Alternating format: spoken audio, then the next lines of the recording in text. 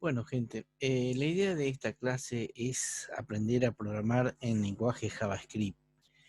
Antes de ello, vamos a indicar primero una secuencia histórica a nivel programación para que tengamos un concepto más general de cómo fue evolucionando la programación. El primer concepto que tenemos que entender es el paradigma de programación. El paradigma de programación es una forma de expresar una idea a través de código, a través de instrucciones, donde después se transformará esa forma de pensar digamos, en una programación lineal, estructurada, objeto, que utiliza funciones, etcétera. Entonces, el primer paradigma de programación que se conoció fue la programación lineal. Segundo fue la programación estructurada y tercero la programación orientada a objetos. La programación lineal es una secuencia de instrucciones que se realiza una debajo de otra para llegar al resultado. La diferencia entre una programación estructurada es que cuando se plantea el problema se empieza a trabajar en estructura de tal forma de que uno pueda, digamos, ingresar datos de tal forma que si fueran, digamos, instrucciones repetitivas, utilizaremos el concepto de funciones. O bien también en caso de estructuras repetitivas podemos utilizar el comando mientras, el comando repetir, etcétera, que antiguamente en la programación lineal solamente teníamos el comando goto, por lo tanto eso traía tantos inconvenientes que fue eliminado en los lenguajes de programación de futuro. Bueno, entonces, ¿qué es un lenguaje de programación estructurado JavaScript? Entonces, primero, el lenguaje de programación estructurada JavaScript no es un lenguaje comúnmente dicho como comparado con un lenguaje C. Está orientado a formularios. Este lenguaje se desarrolló para poder ayudar en la programación de páginas web a las instrucciones, digamos, de HTML, es decir, que están embebidos dentro del lenguaje de programación HTML dentro de JavaScript, pero siempre en el lado del cliente. Si nosotros analizamos la programación web, nosotros sabemos que existe un cliente y que existe un servidor. Entonces, el JavaScript siempre se ejecuta del lado del cliente y siempre está embebido dentro de la página web en la cual estamos ejecutando. Si nosotros observamos una página web, el fuente, vamos a ver los códigos escritos dentro del lenguaje JavaScript.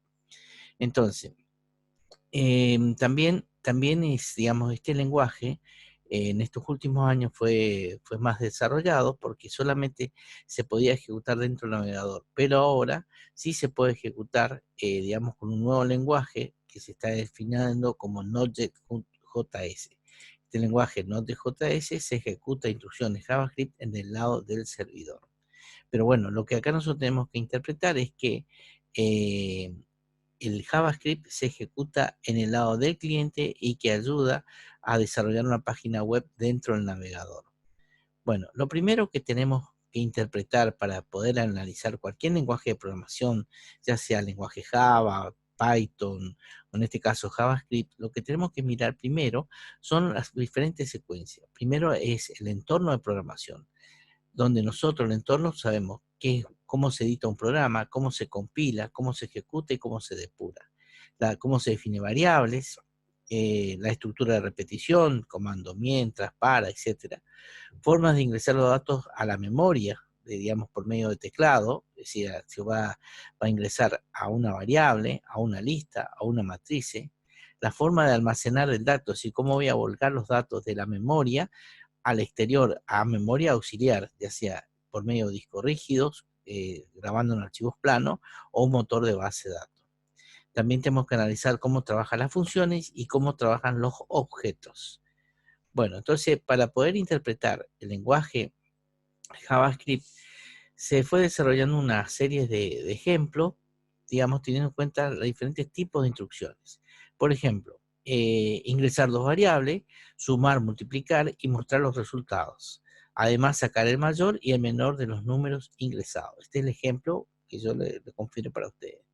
Entonces, fíjense, si nosotros analizamos las instrucciones, observamos que esta es la estructura de un HTML común y corriente.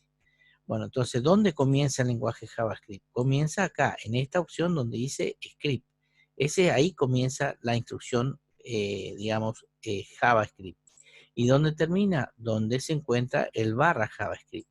Entonces con eso vemos dónde comienza el cuerpo script y dónde termina el lenguaje JavaScript.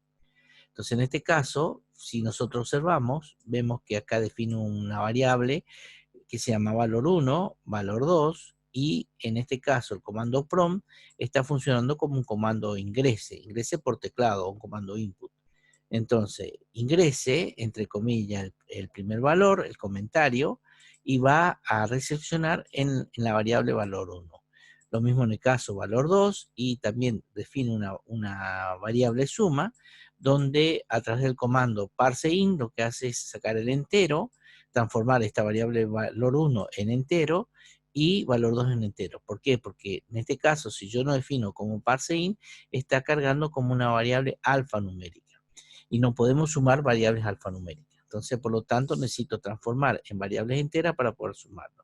En este caso, está realizando el producto y cómo imprime un dato por pantalla con el comando write. Entonces, document write, comilla, la suma es, e imprimo la variable. Es muy importante asignar el operador punto y coma, que indica que hay una próxima operación. En caso que no pongamos este punto y coma, va a dar error el sistema. Bueno, en el caso acá tenemos un condicionante if, como se pregunta, en este caso el valor 1 es mayor al valor 2, en caso de que sea afirmativo, mensaje el mayor es el valor 1. Caso contrario, si no, es el mayor valor 2. Bueno, entonces fíjense que acá cierra la instrucción de JavaScript y con eso estaría prácticamente resuelto. A su vez, fíjense, supongamos que necesitamos un ejercicio de estructura repetitiva, digamos una estructura, digamos, la instrucción suite en este caso, donde es parecido a un if, y fíjense cómo lo convoca. El mismo concepto, comienza el script, captura un valor, y tengo el comando switch valor. Si la condición es 1, entonces imprime 1, cierra el break. Si es 2, imprime el 2 y así sucesivamente. Bueno, también tenemos el comando mientras o acumulador. En este caso dice el ejercicio contar de 1 hasta 100, acumular, sumar los valores, y dentro del mismo ejercicio de instrucciones usar otra vez el comando for. Si tengo los dos comandos, ¿cómo se expresa? Bueno, comienza con el comando script, define mi variable x, está la variable suma, y dice el comando mientras que x sea menor o igual a 100, entonces imprimo los documentos, sumo, y acá se produce el ciclo de rotación. Cuando termina, el sistema imprime las variables.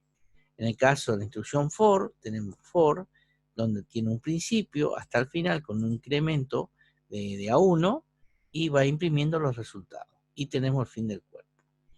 Bueno, entonces, fíjense, ya sabemos cómo se ingresa datos por teclado, cómo se pregunta, cómo se hace una instrucción case, cómo se suma, y ahora pasaría a analizar otra herramienta muy importante de la programación estructurada, que son las funciones. ¿Qué tengo que mirar en una función?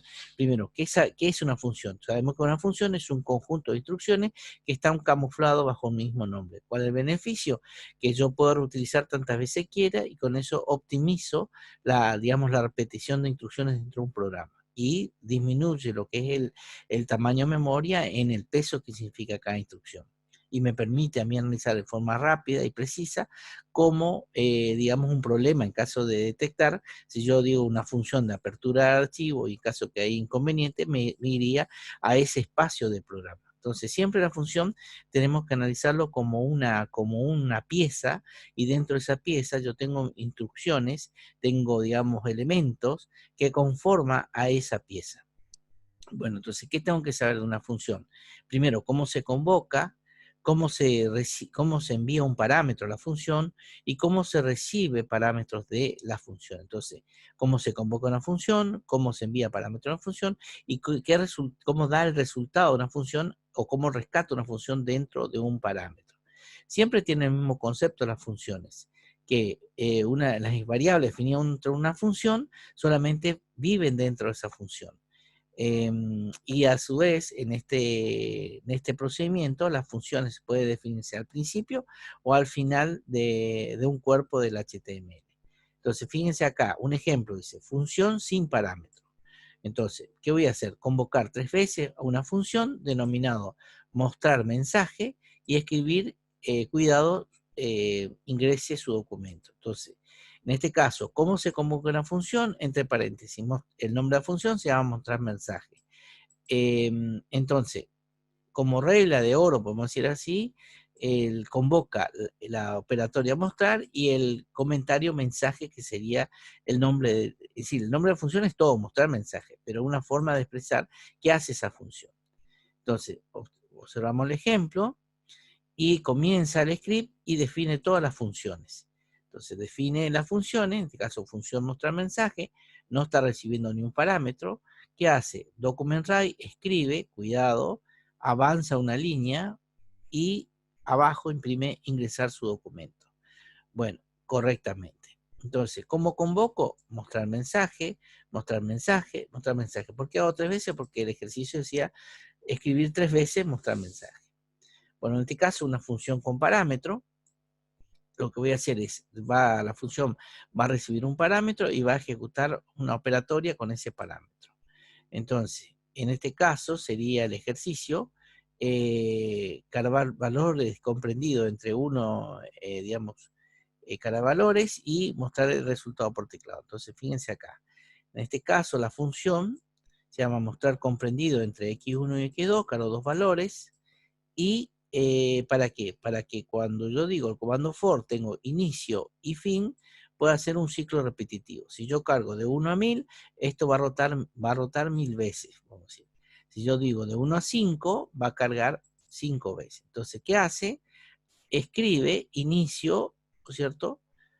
La palabra inicio tantas veces que yo establecí, es decir, mejor yo una palabra inicio, el valor de inicio de lo que yo establecí. Yo puse acá 1 a 5, esto va a decir en la pantalla 1, 2, 3, 4, 5.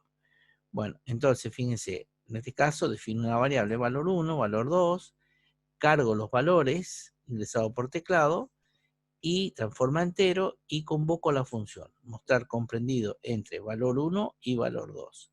Entonces, cuando ejecuta este comando, el sistema convoca la función valor 1 y ejecuta de acuerdo al contenido que ingresamos por teclado. Entonces, en este caso, estamos enviando variables. Este ejemplo lo que hace es una función con parámetros y retorna una respuesta. Ese es el objetivo de este ejercicio. Entonces, el ejercicio sería ingresar un valor entre 1 y 5, ingresa, transforma en entero y convoca una función, convertir en castellano el valor y regresa el valor de R. Y acá imprime R, es decir, regresa con una respuesta.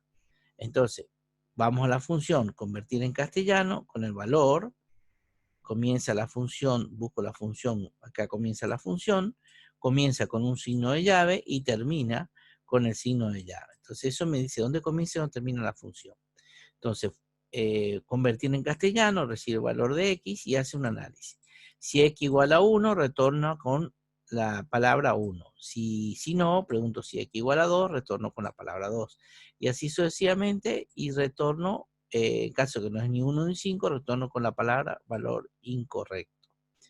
Bueno, entonces el objetivo de esto es, digamos, así como dijimos, es interpretar los comandos más importantes de cómo se realiza en este lenguaje en JavaScript, del lado de la programación estructurada.